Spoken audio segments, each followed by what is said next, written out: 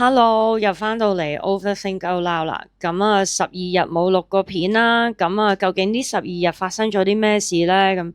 咁當然就係打開我腦袋俾大家知道我 overthink 咗啲咩啦。咁今次呢個 overthinking 呢，再唔係好似之前咁樣咁 positive 啦。終於呢都有一啲負面嘅衝擊嚟到我呢一度啦。咁啊，呢幾樣嘢等陣咧就會逐一講俾大家聽。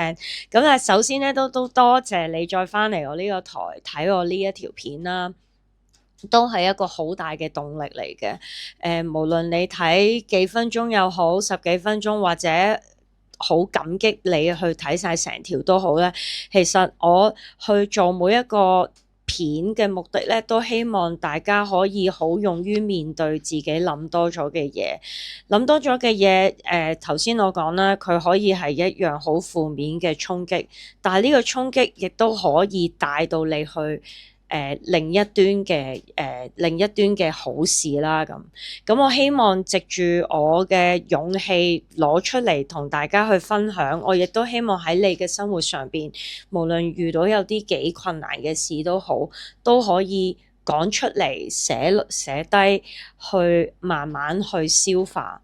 咁啊，我今個星期同埋上個星期咧就都匯集咗一紮嘅負能量咧，就變咗咧，我今日咧就將佢剁開三個題材嘅，唔係三個 topic 嘅。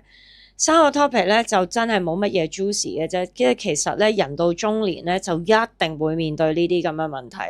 咁啊，趁今日係5月29號啦，咁啊就係5月咧就係一個好特別嘅月份，就係因為佢有2次嘅 full moon啦。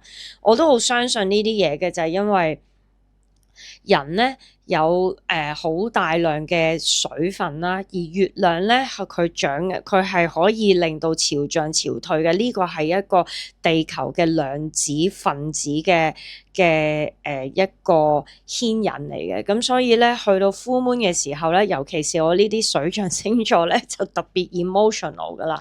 咁啊啱啱咧呢幾日熱到黐肺咧，就無啦啦出邊落雨，咁所以我就覺得我要開機嗱嗱聲錄咗我呢一個感覺出嚟啦。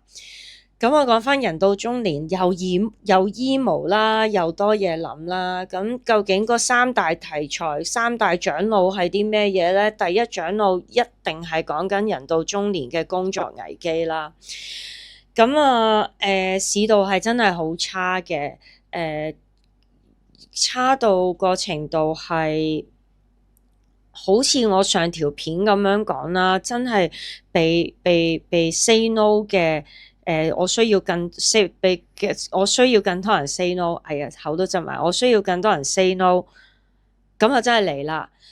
做下嘅嘢唔做啊，cancel 啊，再諗下 cut budget 啊，呢啲陸陸續續就出現。其實去到5月呢個時間出現呢啲咁嘅情況咧，年尾咧都係砸洗㗎啦。咁之前我喺我個行業度做咗咁多年啦，之前都好感恩地，可能出現呢啲情況嘅時候，突然間去到10月、11月又會 active 返。我冇乜寄望呢件事會再發生，因為始終嗰個經濟差唔係淨係香港，係一個大環境，出邊打仗，世界好亂，呢啲全部都係我控制唔到嘅嘢嚟嘅。即係好似Stoic 話齋，將你人生裡面嘅嘢分開，控制到同控制唔到嘅時候咧，控制唔到嘅嘢咧係唔需要令你不快樂嘅。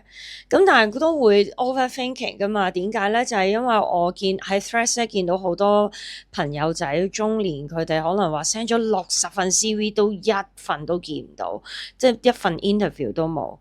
咁我自己都幾 active 嘅喺 LinkedIn 嗰度。咁我都明白，其實依家可能大家打嗰份 CV 都過唔到個 AI，都唔 not to mention 你可以接觸到個人。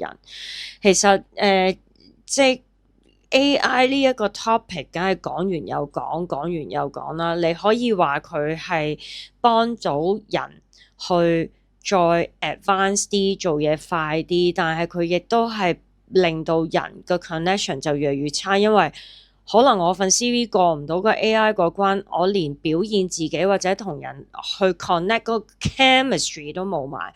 咁所以其實個 chemistry 咧係越嚟越弱嘅，亦都引申到去我嘅工作都係一樣啦，就係以前可能都仲可以大家好 open mind， 喂，出嚟飲杯咖啡啊，傾下偈啊咁樣樣。依家可能一個 WhatsApp 就閘咗你，或者唔覆㗎啦咁。咁其實就係冇咗個 connection 咯。即係我都覺得呢一樣嘢係可能工作俾到我嘅一個 inspiration。第一點就係我需要去更加珍惜我身邊嘅 connection。如果有機會係可以講電話、開個 cam 或者人同人一齊，即係一個接觸咧，其實係一樣好好嘅事。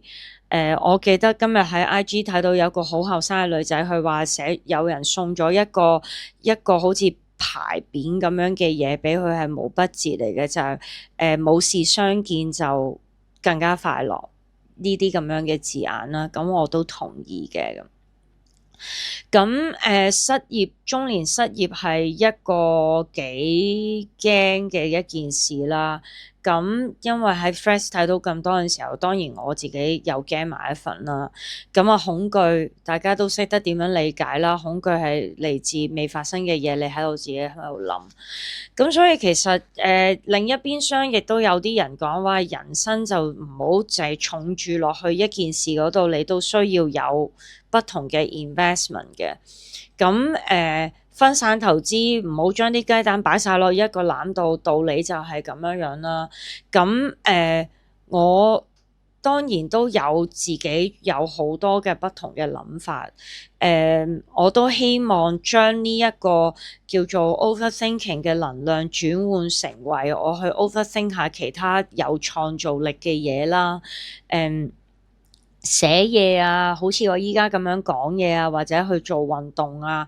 咁我希望各位失業嘅朋友，或者正在為咗工作生計而煩惱嘅朋友，都有一個小嘅 magic 可以轉化呢一個嘅負能量變咗正能量，繼續努力落去啦。可能未必係一個同以前一樣咁樣嘅人工，或者可能未必係一大嚿人工，可能你要 here and there 砌埋，跟住先至可以揾得返以前咁樣嘅錢。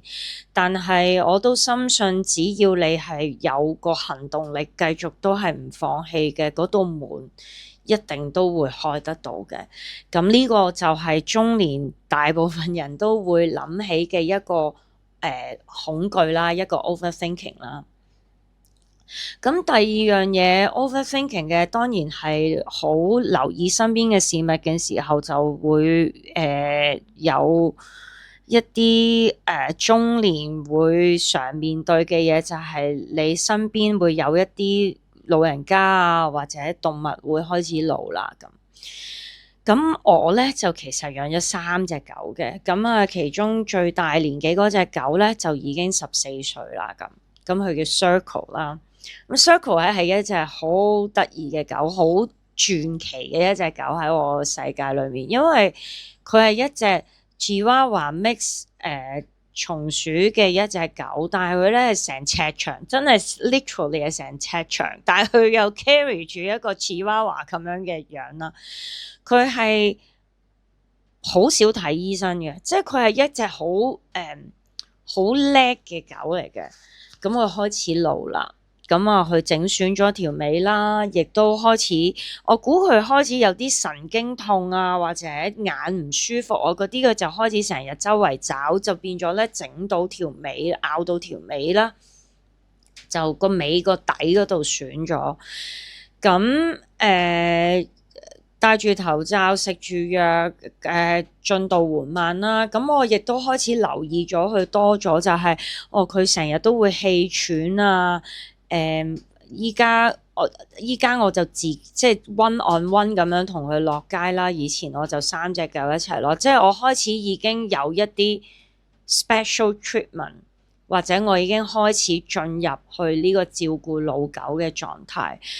咁我唔擔心，我亦都唔係會好驚死亡呢一樣嘢，因為佢已經係我第3隻狗。咁我都好慶幸，我之前嗰啲狗仔都其實好長命嘅，全部都係松鼠狗啦。第一隻18歲，第二隻16歲，咁 Circle 依家就14歲啦。咁我有個經驗係知道點面對嘅，唯一一樣嘢 uncertain 咧就係、以前我係同屋企人一齊住去照顧住隻狗啦，我亦都冇試過有咁多隻狗啦。依家咧就係我自己一個人住，我要返工嚟到去照顧佢哋。我會覺得呢一個嘅 overthinking 呢個嘅恐懼引申出嚟嘅就係一個行動力先熱身嘅意思就係咩咧？就係我要接受咗佢係老啦，我唔再係用以前嘅方法嚟對待佢啦。我要特別留意佢嘅飲食啊，要同佢慢慢行啊，唔好俾佢跳咁多啊。咁其實係一步一步去 warm up 我自己，去接受佢係老咗，而佢亦都知道依家係需要有一個 special treatment，佢亦都唔係好似以前咁樣跳嚟跳去啦咁所以呢個第二個嘅 inspiration 俾到我嘅就係就算事情將會變得辛苦或者壞，只要你今刻開始做一啲少少嘅改變，試驗性又好，實驗又好，warm up 又好 whatever， 你個說法係咩嘢，到慢慢嘅時候你就會習慣咗呢一個情況係咁樣出現啦。咁呢個就係面對生老病死，就係中年嘅時候會特別多呢啲嘅情況啦。咁第3樣嘢就係頭先我都有講過啦，有啲嘢開始一個人要面對啦。其實一個人面對唔係話你有冇伴侶咁樣嘅問題啦，始終冇結婚有結婚與冇結婚，最後一個人自己嚟，亦都會一個人自己走，即係 especially 屋企人都會年紀大啦，都會有病痛啦咁啊。其實擁有一樣嘢係好快樂嘅。另外我今個星期聽咗一句金句，就係有啲嘢你唔需要擁有，或者你冇個意欲去擁有佢咧，亦都係一種快樂嚟嘅。咁我覺得我以前係好追求擁有嗰種快樂啦，我亦都去好病態地想要去追求一啲人哋唔俾我嘅嘢，而我好似係搶返嚟，或者係用我嘅手段得返嚟，即係嘅叫做比較有機心嘅一啲擁有啦咁。但係我自從做咗呢一個台，或者我開始寫嘢之後咧，其實我對自己嘅了解仲多咗更多。我就對依句說話你去唔需要擁有啲嘢嘅時候嗰種快樂咧，我終於都可以打開個心同埋對眼同埋個耳仔去感受呢一樣嘢。咁所以咧，其實我依家去追求嘅唔需要擁有嗰樣嘢都有嘅快樂咧，就令到我去睇每個人佢對我嘅態度咧，就有一個唔同嘅睇法啦。咁我有同朋友 casually 講就係都好似個人打嚟都淨係會講自己嘢啊。咁我係一個好好嘅 listener，但係其實就冇乜人會關心我，可能覺得我好獨立，好冇乜嘢啦咁。其實我自己再諗深一層咧，都係嘅，即係我係唔會主動打俾人哋啦，我亦都唔會主動去話俾人哋聽有啲咩緊急嘢啦。咁呢個都係令到我同人哋 disconnect，或者人哋覺得我唔需要別人嘅一個唔好嘅projection 啦。咁所以其實我都想呢一個 overthinking 轉化咗去諗一個 inspiration 咧，就係點樣可以令到人哋覺得我係需要關心咧？唔係我去做啲嘢出嚟令到人關心，而係我只不過要 keep 住同人哋聯絡啊，唔係一下子就喳一聲講好多嘢啊。其實大家都係 keep 住有嗰個 momentum 就得㗎啦嘛。咁我就應該要選擇下揀啲咩人去 keep 住呢個 momentum 啦。咁呢一個咧就係我講緊擁有嘅快樂同埋唔擁有都一樣快樂，就係有啲人你唔擁有嗰個 connection， 你唔擁有嗰個 expectation 咧，其實都可以俾到你好多嘅快樂。咁呢個就係可能中年嘅時候都會比較多，即係當你獨處嘅時候，可以點樣對待啦，或者你啲屋企人啊、老啊、朋友啊，開始疏離嗰陣時候會係點樣樣。咁所以我媽以前話俾我聽，佢40幾歲，我20幾歲嗰陣時話俾我聽，人老咗會越嚟越少朋友。I was like，搞錯啊，點會㗎？我依家終於都明啦，真係。媽媽 knows everything 係啦，咁樣啦。咁所以咧變咗呢啲咁嘅 inspiration 嘅時候，好啦，咁 next step 會係啲咩嘢咧？今日嚟到最尾呢一 part，我想要講俾大家聽，點樣可以轉化呢個 overthinking 嘅能量？因為都好似我啱啱開始講，我哋開台呢一台個目的就係我想 overthinking 係用一個 positive way 去面對噶嘛。咁啊，雖然呢3個方法係十分老土啦，咁但係有陣時都係一個 good reminder 嚟嘅啫。咁啊，首先第一樣嘢就係做運動啦。我呢2個禮拜又做翻多咗 gym 啦。咁我就唔係話即係淨係做好重量夾硬爆嗰隻啦，反而係輕鬆啲，做多啲reps， 但係就唔係做咁重啦。我希望俾翻自己一個 discipline， 俾翻自己一個好似做運動其實變咗係我嘅定心丸咁樣樣啊！我個人會 stable 啲啊 rooted 啲啊，即係唔知可能係俾個啞鈴紮住啊，定係乜嘢嘢啦咁。咁所以做運動會係第一個將呢啲叫做 slightly negative 嘅 overthinking 轉咗去做 inspiration， 再轉去做 motivation， 做啲咩嘢啦？第二樣嘢飲食啦，咁其實我係我係刻意去朝頭早再唔食我最喜愛嘅茶餐廳嘅，因為咧個肚係點嘅樣咧，就係嚟自個廚房噶啦，一定噶啦。前面呢個肚個狀態點樣，就係廚房走出嚟嘅。咁啊，7日裏面我都 at least 做到5日，即係只係食下烚蛋啊嗰啲啦。咁夜晚我亦都翻去我往時嘅 routine，就自己煮飯食啦。咁我仲要挑戰自己，依家食 brown rice， 因為 brown rice 其實最麻煩一樣嘢就係佢要浸1個鐘頭佢先至可以煮嘛。咁啊，我朝頭早浸定，跟住夜晚翻嚟煲，或者我朝頭早咧就隔夜浸咗啦，朝頭早就煲飯，跟住我就去做 gym， 咁翻嚟啲飯熟，咁我就潷落飯盒就帶飯，即係其實都係繼續為自己做啲嘢，嗰啲嘢可能唔係一啲叫做好 shiny 啊，或者係好標青嘅嘢，但係你會覺得嗰種為自己做點事嘅感覺咧，其實就算只係一罐可樂同一支水，最後你為自己揀咗一支水，你都可以係一樣好 proud of 嘅嘢啦。咁第3樣嘢就係